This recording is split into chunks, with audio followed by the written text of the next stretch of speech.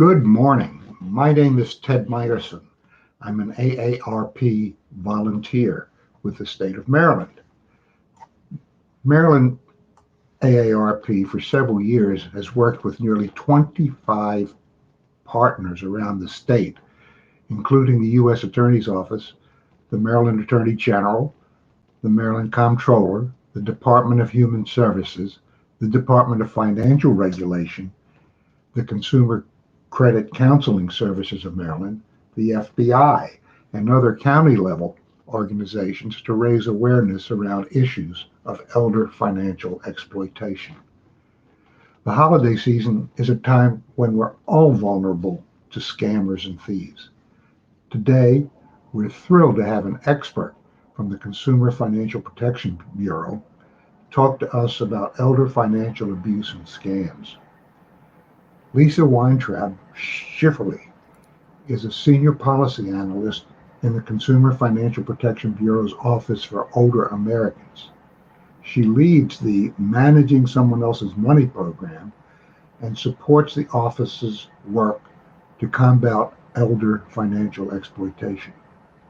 Ms. Schifferle's career in consumer protection spans more than 20 years. Before the Consumer Financial Bureau, uh, before the Consumer Financial Protection Bureau, she worked as an attorney at the Federal Trade Commission, where she led trainings on scam prevention, served as the FTC's identity theft coordinator, and litigated fraud and data security cases. Before that, Ms. Schifferle was at the Maryland Legal Aid Bureau, where she represented low-income clients in consumer bankruptcy, housing, protection benefits, and employment cases. Ms. Schifferle received her BA summa cum laude from Yale College and her law degree from the University of Virginia Law School.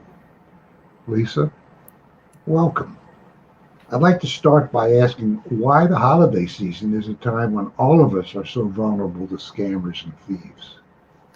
Great question. And thanks so much for having me here to discuss these important issues. In the CFPB's Office for Older Americans, it's our goal to help protect older consumers from financial harm and help older consumers make sound financial decisions as they age. So we're really grateful for this opportunity to talk about scams today and how to try to avoid them. So to answer your question, there are a few reasons that we all may be more vulnerable to scams at the holidays. First of all, a lot of us are busy this time of year and we're in a hurry, and scammers really like to rush people into making decisions. So when we're already harried doing holiday shopping and rushed with everything else going on in our lives, then we might be more open or susceptible to those tactics.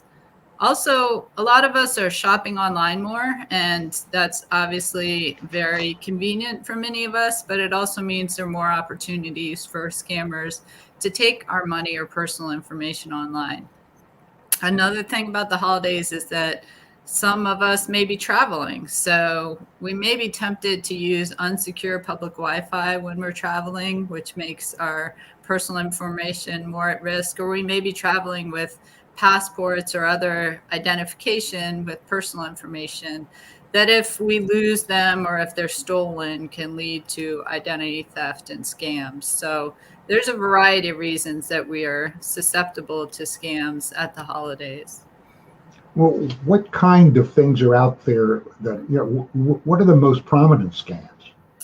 Well, at the holidays, one to look out for is online shopping scams. It was the number one scam in 2020, according to the FTC's Consumer Sentinel, which is just a database of complaints about scams from people throughout the country. This is especially true about undelivered merchandise. So it's really good if you're buying things online to check the return policies and make sure there aren't large fees for returns. And also, if it's a company you haven't bought from before, maybe check out the numbers, the company's name plus the word scam, do a search for that and see what comes up. Also, probably most importantly, if you pay by credit card, you'll get better legal protections if fraud does occur. And debit card does not have quite as many legal protections as credit card. So credit card is the safest way to pay because of the legal protections if fraud occurs. Now, in addition to online shopping, because scammers know that a lot of us are shopping online, they're also sending these phishing emails saying that you have a FedEx or UPS package waiting for you. And they'll often say, urgent, urgent, you need to click on this link right away, or else you're not going to get your package. So look for signs of this urgency or misspellings, but they can be very sophisticated and not have any misspellings. So even if you think it's a legitimate message, it's important not to click on any links, because if you click on those links, they can install what's called malware, which can basically take information from your computer, including personal information. If, say, you do your taxes on your computer, they may be able to get that information or other information on your computer if you click on a link that installs malware. One other scam to be on the lookout at the holidays is charity scams. So for many of us, part of the holidays is giving to those in need, and scammers know this. So sometimes they set up fake charities to steal your money. So we do advise people to check out charities first. You can look, the BBB or Better Business Bureau has a Wise Giving Alliance. If you go to give.org, you can find out more about charities there and whether they're reputable or not. So those are some of the big scams to look out for at the holidays. We already have one question. You're talking about things on a computer. What about people who call and this person says she was told that Amazon was charging something the next day if she didn't answer the phone or something? Yes, those scam calls are a big issue as well. And the big thing to know about that is if somebody calls you, you don't really know who it is, and you can't even trust caller ID these days because scammers can spoof the number so it'll look like it's coming from Amazon or look like it's coming from some other company, even though it's a scammer.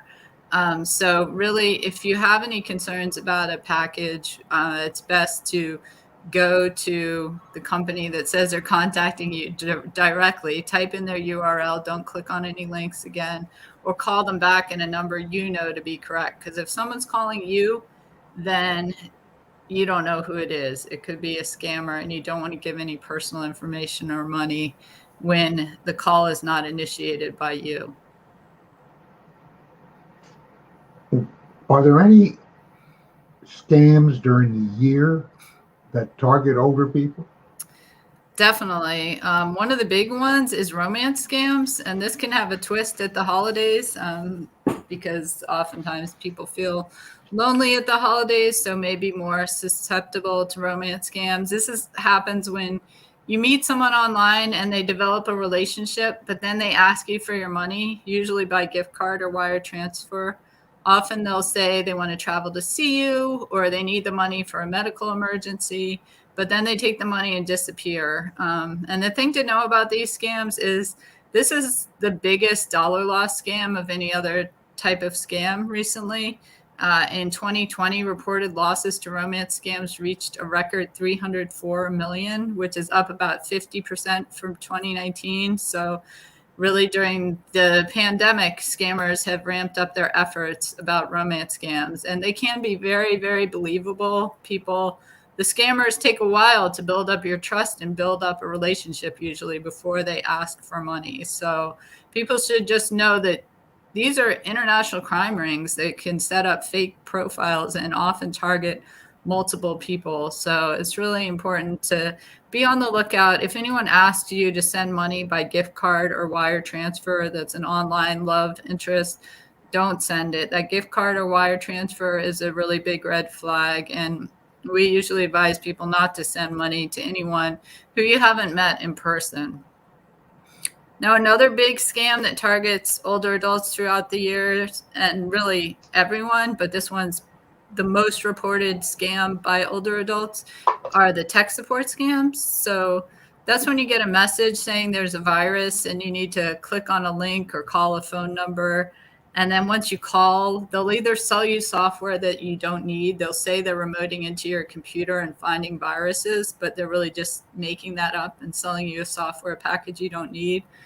or they'll remote in and take your personal information. So, especially during the holidays and during the pandemic, where we are all more reliant on technology than ever before, we may feel an urgency if a pop-up says there's a virus and we can't use our devices. So it's really important to remember to just take a deep breath if that happens. Don't click on the links or call the numbers on the pop-ups. You may be able to turn off and on your computer to get that little message to disappear.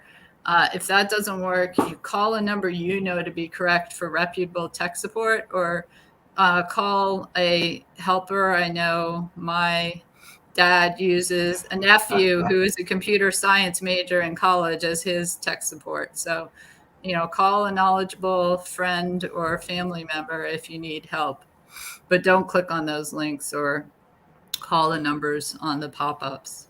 You said something about paying with a credit card or a gift card.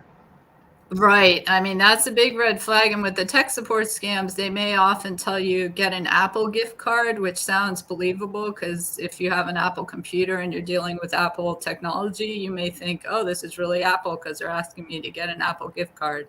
But that's actually a big red flag of the scam. Apple does not ask you to pay them by Apple gift card for the tech support services, and any type of gift card request is a red flag of a scam. So you should not pay by gift card. I mean, gift cards are for giving a gift to a loved one. They're not for payment for services. If you're asked to pay by gift card, that is a big red flag that there's a scam going on.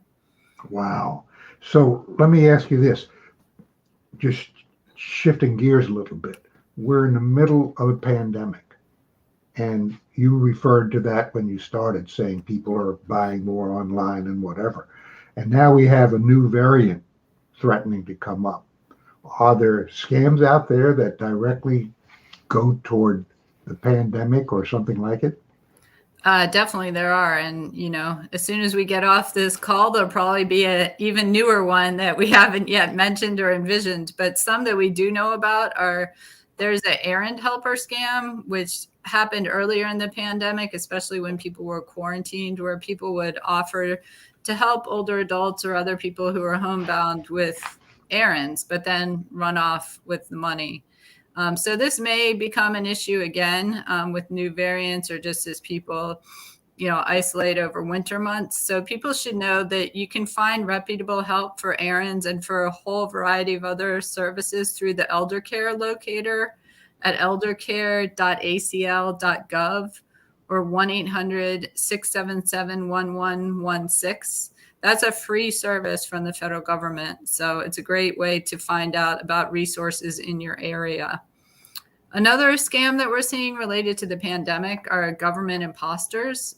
Earlier, they had to do with get your vaccine early and Medicare will help you. Right now, the latest one is related to FEMA funeral expenses. FEMA, or the Federal Emergency Management Agency, does have a legitimate program to pay for COVID-related funeral expenses, but scammers are taking advantage of this and really stepping to a new low by calling and saying they're from FEMA and then getting your personal information. So people should know if they've lost a loved one due to COVID, FEMA's not going to call you. You need to reach out to FEMA directly if you want to try to take advantage of those COVID-related funeral expenses.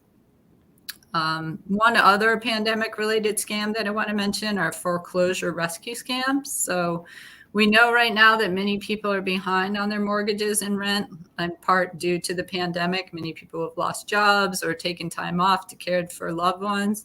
And so at the holidays, the thought of losing your home or being out of your home can be even more devastating. So it's really important to be aware of scammers who ask you to pay an upfront fee to save your home from foreclosure. That's illegal to charge an upfront fee. So if they're asking for an upfront fee and saying they can save your home, that's a big red flag. Also, people should know about a resource that the CFPB has, which you can find at consumerfinance.gov/housing. It's a free link to help you if you're behind on your mortgage or rent. We actually have a rental assistance finder, which will help you find rental assistance in your area, in your community. You can click on Maryland, you can click on the part of Maryland you're in, or if you're listening from another part of the country, it's nationwide. So it's a great resource to find rental assistance and also to get more information on how to request a forbearance or other help if you are behind on your mortgage. So again, that was consumerfinance.gov/housing, because if you have those legitimate resources, then hopefully you'll be less susceptible to scams. We have another question. How do I recognize a phishing email as opposed to something coming from a legitimate source?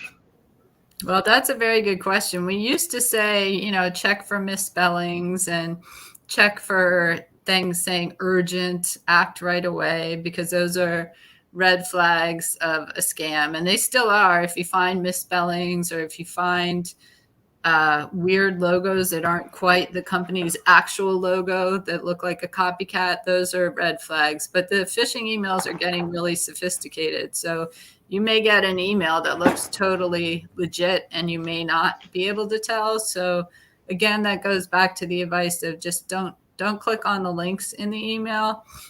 Type in the URL or web address at the top of your browser if you want to go to the website, and use a website that you know to be correct, because they may give you a website link to, say, FedEx, for instance, that is a website that the scammer set up rather than the legitimate website. So go to the website you know to be correct, or call the 800 number for the company you know to be correct. Or if it's a family member, which is another one, family member in distress type email, those can be legitimate looking phishing emails. I actually just got one this week from not a family member, but a friend that look like a phishing email because it got, her name slightly wrong. That's another thing. Like if it says Cheryl instead of Sherry, or if it's a nickname that the person doesn't actually use, that can be a red flag. But the important thing is, don't click on the links. Don't call the numbers in the email. Go back to the URL or the phone number that you know to be correct for the company or the individual. Well, let me ask you another question. The address, from, does that offer a clue sometime? Hey, that's a great point. It really can, especially for government imposters, for instance. I mean, any real government URL should be a .gov.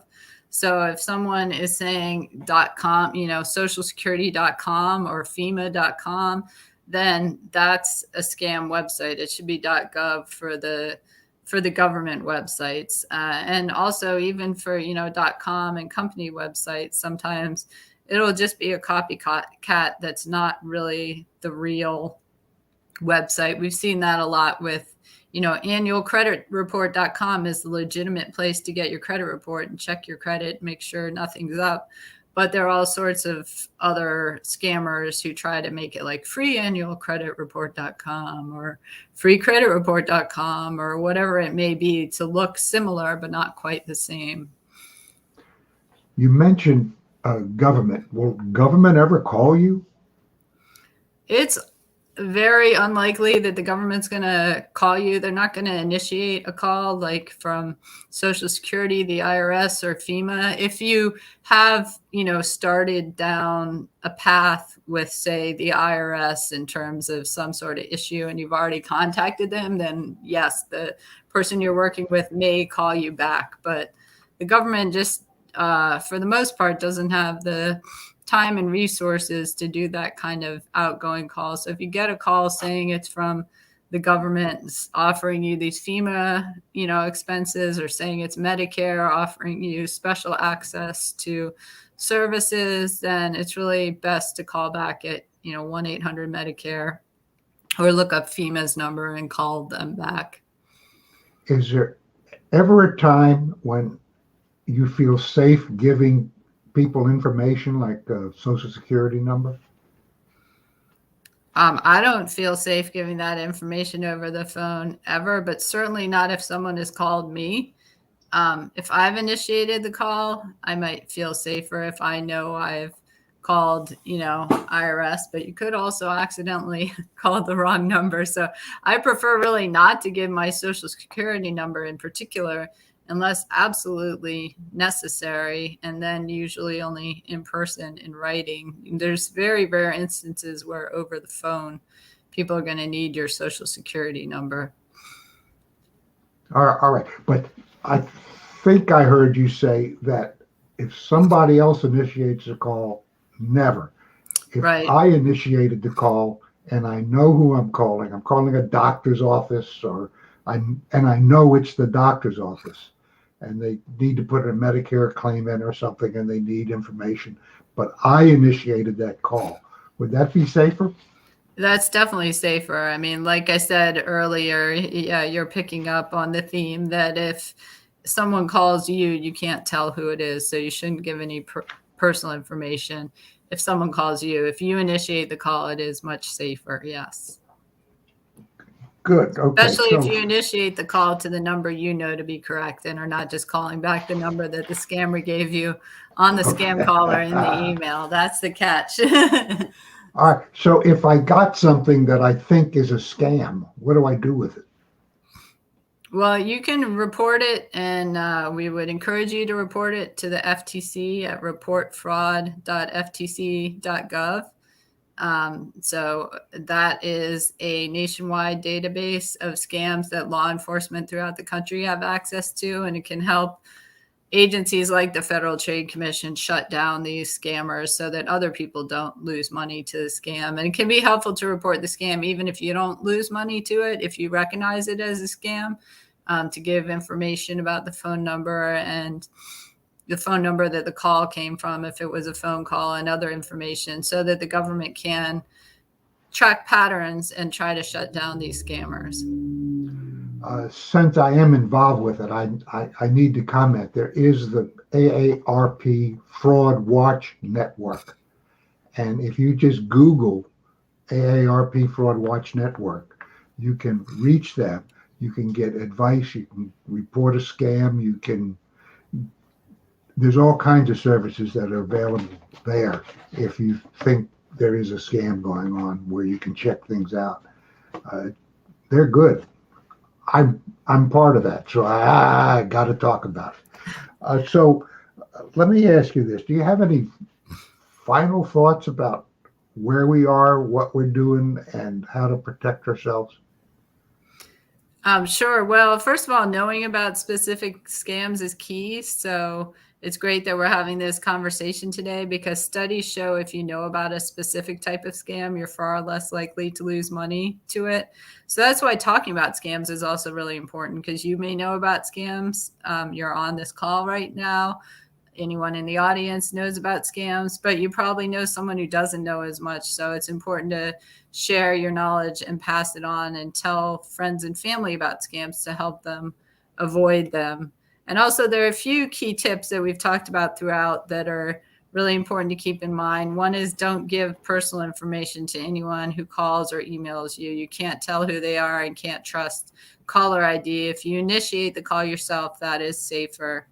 Another thing to keep in mind is, beware of anyone who asks you to send money by wire transfer or gift cards. That's another big red flag for the scam. Scammers know if you send money that way, it's going to be really hard or next to impossible for you to get it back. So if you're asked to pay by gift card, that's likely a scam. And finally, don't let anyone rush you. We started by saying the holidays are a rush time, and scammers try to rush you into making a decision by saying something's urgent. That's another red flag of a scam. So you can find a lot more information from the CFPB at consumerfinance.gov/older Americans, including a bunch of fraud prevention placemats that we have that you can share in your community, as well as a guide called Money Smart for Older Adults that goes over a lot of the information that we discussed today. So we hope that you'll check out those resources and share them with someone in your life to help protect them from scams as well.